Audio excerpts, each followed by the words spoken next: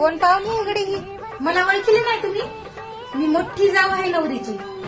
नोकरी मिवकरी करतात काय बाई? नाही नाही, मी घरीच असते. काय करायची गरजच नाही आम्हाला. सगळं देवाच्या कृपेने घरी चांगलं आहे आणि सगळा कारभार माझ्या हातामध्ये. फोटो काढायचे तर बरं बरं 2 मिनिटात आली, थांब. 12 महिने बी घरी गावावरच राहते, ते बी सारवणानं भरलेली. आता देराच्या लग्नामध्ये एवढी नटले थटले तर एकच जिंदगी घेतली आईस करून. ए पोरा ए, त्या मानकापे बाईला आवाज दे बरं. आमच्या मानकापे बाई नसल्या की मला करमतच नाही.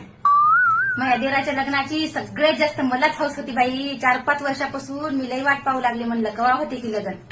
सगळी लग्नाची तयारी मी एकटीने केली, काऊन तर मला वाटू लागले ना लग्न पटकन व्हावं म्हणून. तुम्हीच बघा ना आता, आमच्या सगळ्या पाहुण्यामध्ये आमच्या खानदानामध्ये मी एकटीच दिसायली सगळ्यामध्ये नटलेली, मेकअप केलेली. काऊन तर मला लई हौस होती ना. उशिरा का होईना पण देवानं मग ऐकलं ग माय. नवरदेव तर लय नशिबवाने मग अशी भाऊजाई भेटली. अहो तसं काही नाही, गीताबाईला घरच्या कामाचा कटाळा येऊ लागला म्हणून देराच्या लग्नाची गडबड करू लागल्या, दुसरं काही नाही. मानकापे बाई काऊन जीप कापलेवानी बोलायल्या.